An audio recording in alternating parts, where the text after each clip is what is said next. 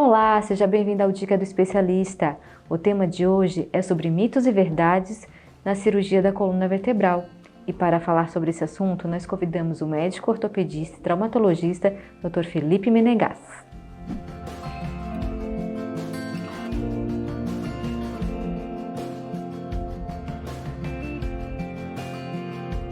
Olá, Dr. Felipe, seja bem-vindo a mais uma vez uma Dica do Especialista. Muito obrigado pelo convite, Fran, de poder participar aqui do Dica do Especialista e compartilhar um pouco de conhecimento com vocês. Hoje a gente vai falar sobre mitos e verdades na cirurgia de coluna vertebral. Muitas pessoas hoje têm às vezes ainda muito receio, de fazer esse tipo de cirurgia, mas aqui a gente vai então tirar todas as dúvidas possíveis.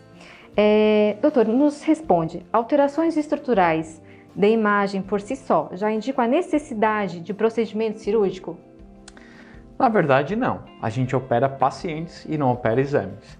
Então, é importante lembrar que se a gente realizar um exame de ressonância magnética numa população assintomática, ou seja, aqueles pacientes que não têm nenhuma dor na coluna, muitos deles já vão ter alguma hérnia de disco, alguma alteração degenerativa local, que está relacionado à idade, né? E muitas vezes essas alterações não estão relacionadas com nenhum sintoma. Então, por isso é muito importante a consulta com um especialista capacitado. Para quê? Para a gente fazer a correlação entre o exame clínico, as queixas do paciente, com os exames de imagem. Quando existe uma correlação entre o exame clínico e os exames de imagem, aí sim esses pacientes são os melhores candidatos para a cirurgia. Doutor, pessoas com mais idade são propensas a desenvolver as alterações da coluna vertebral? Quando a gente está falando das alterações degenerativas da coluna vertebral, como a osteoartrose, a estenose da coluna lombar, então essas alterações são sim mais frequentes em pacientes idosos. Por quê? Porque elas estão relacionadas ao processo natural de envelhecimento. Entretanto, em decorrência então de fatores genéticos, fatores ocupacionais, estilo de vida, postura, alguns pacientes desenvolvem essas alterações de uma forma mais precoce. Além disso, nós temos as outras doenças da coluna, como fraturas, tumores, infecção, doenças reumatológicas, que também podem estar associadas tanto a pacientes jovens quanto a pacientes idosos. Então, vai depender muito da patologia que a gente está falando, da doença que a gente está falando. Interessante, doutor. E em que idade, mais ou menos, as pessoas começam a apontar os sintomas dessa degeneração? A gente sabe que a partir dos 30 anos já começa a acontecer algum processo degenerativo da coluna. Então, na terceira década de vida, que a gente fala, então entre os 20 e 30, né? Mas alterações importantes, como eu te falei, de osteoartrose e estenose da coluna, geralmente a partir da quarta década de vida, então entre os 40 e 50 anos ali, as pessoas começam a apresentar algum tipo de sintoma, se é que eles vão desenvolver algum, né?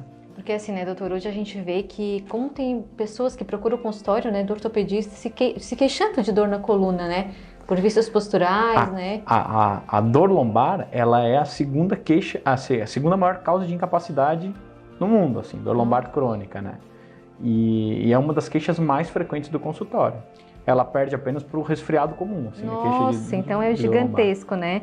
E assim, hoje a gente vê que a tecnologia está bem assim, presente na medicina, mas tem muitas pessoas ainda que têm dúvida se a cirurgia da coluna tem grandes cortes. Ela tem ou não? Hoje em dia, com o desenvolvimento das técnicas cirúrgicas, dos instrumentais cirúrgicos, instrumental são os instrumentos que a gente usa realmente para fazer a cirurgia, isso tem nos permitido realizar cirurgias minimamente invasivas. O que são as cirurgias minimamente invasivas? São cirurgias que têm o mesmo objetivo da cirurgia tradicional, ou seja, de abordar a doença do paciente, fazer com que ele fique bem, porém preservando o máximo possível de partes moles, das estruturas que ficam ao redor das estruturas que a gente tem que abordar, ou seja, preservando a biologia do paciente. É evidente que doenças onde a gente precisa corrigir uma deformidade grande da coluna ainda precisam sim de grandes cortes, mas essa evolução tecnológica tem nos permitido fazer essas cirurgias muito menos agressivas hoje em dia, fazendo com que a gente consiga operar pacientes com múltiplas comorbidades, com mais idade, Então isso tem permitido cirurgias menos agressivas e com uma reabilitação cada vez mais precoce. Então a gente diria que é verdade, então que às vezes pode acontecer cortes grandes, como também tem casos que são minimamente invasivos. Exatamente. Legal, doutor. E quais os tipos mais comuns de tratamento cirúrgico que o doutor faz hoje, assim? Sem dúvida nenhuma, a patologia, a doença mais frequente que a gente tem que operar, que a gente faz cirurgia, é a hérnia de disco lombar. A gente também opera muito estenose do canal, claro que a gente opera as outras doenças, mas as cirurgias mais frequentes do consultório são essas cirurgias. Apesar de que a hérnia de disco é, na grande maioria das vezes, de tratamento conservador, a gente acaba que, por ver muito no consultório, acaba que tendo que operar algumas delas. Então é a cirurgia que o cirurgião de coluna mais faz, é a cirurgia da hérnia de disco. E a estenose ali, só explica pra gente, porque às vezes quem está nos assistindo não sabe o que seria a estenose, né? A hérnia de disco, por si só, já é bem frequente, o pessoal sabe. O que seria a estenose do canal lombar é um estreitamento da coluna na região onde estão passando os nervos. Geralmente essa doença acontece em pessoas mais velhas.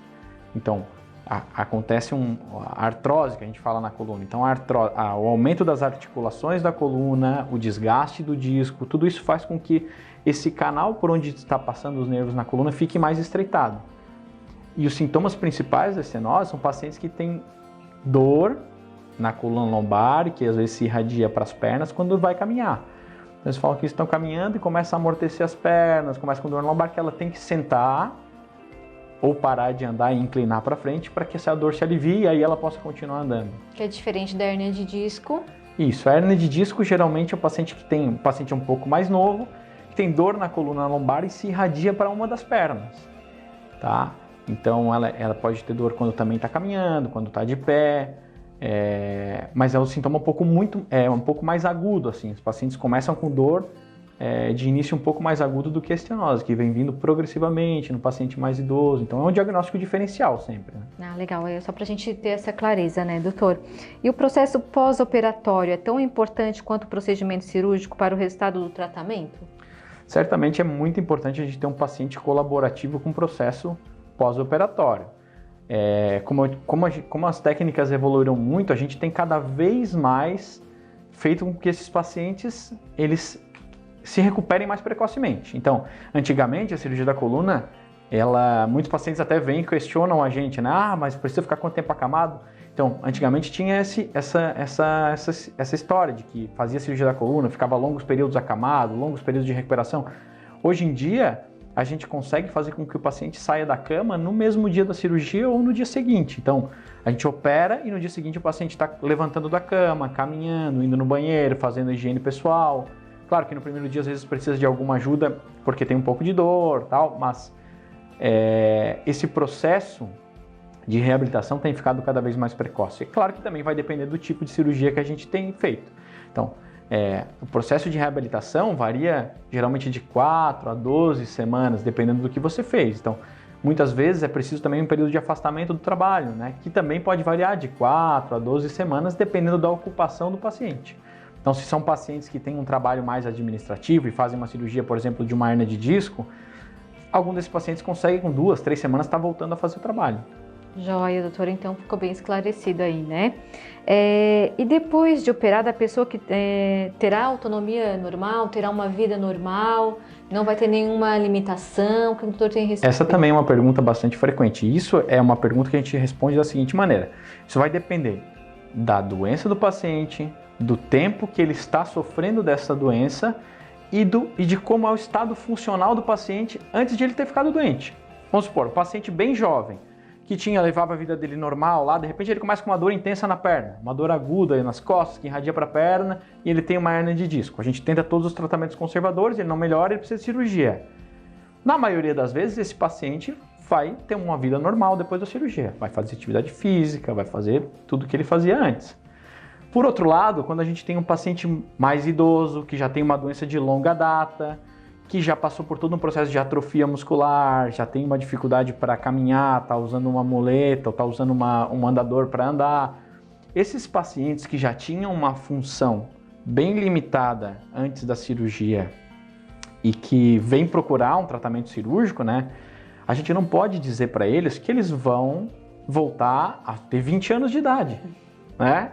Então, o que a gente procura nesses pacientes? Primeiro, ser honesto e ser sincero com o paciente e esclarecer para ele quais são as possibilidades que nós temos de tratamento. O que o tratamento pode trazer de benefício para ele? Sempre o nosso objetivo é aliviar a dor do paciente, trazer uma melhor qualidade de vida para o paciente.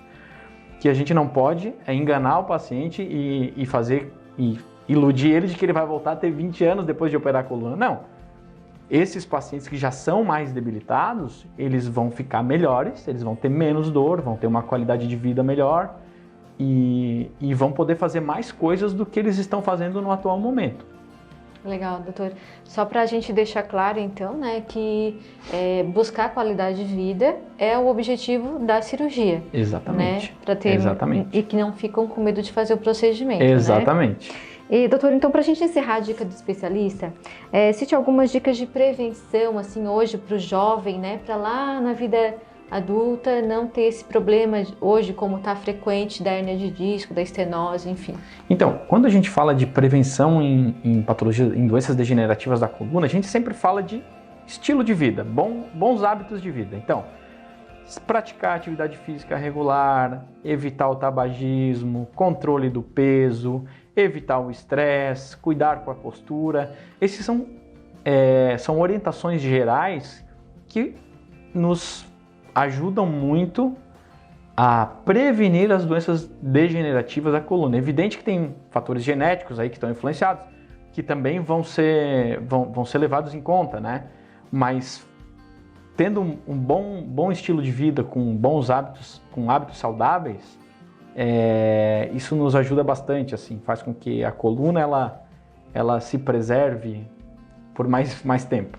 Que assim, né, doutor, talvez seja degenerativo, como o doutor citou, mas se adotar esses hábitos, talvez possa prorrogar, né, tardiamente, cada vez mais tarde, ou talvez nem sentir sintomas se estiver tendo esses hábitos saudáveis, né? Exatamente. A genética, como a gente fala, a genética influencia muito. Então, a genética é como se fosse um projetil no revólver. E o estilo de vida, o hábito de vida é o que puxa o gatilho. Então, se a gente cuida bastante do nosso estilo de vida, a nossa genética é evidente que vai influenciar, mas a gente consegue aí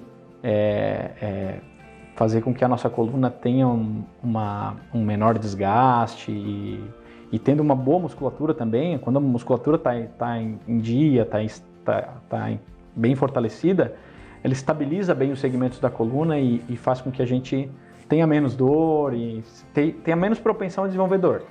Legal, doutor. Quero agradecer então a sua participação. Acredito que o conteúdo aí ficou bem rico, bem completo, né? Então as pessoas que têm dor na coluna não fiquem com medo, né, de fazer o procedimento quando há indicação de tratamento cirúrgico, que com certeza vai ter mais qualidade de vida, né, doutor? É isso aí. Muito obrigado pelo convite, tá, Fran? E estou sempre disponível aí, a hora que precisar de mim é só chamar. Tá certo, doutor. E você que nos assistiu, continue nos acompanhando e até a próxima dica do especialista.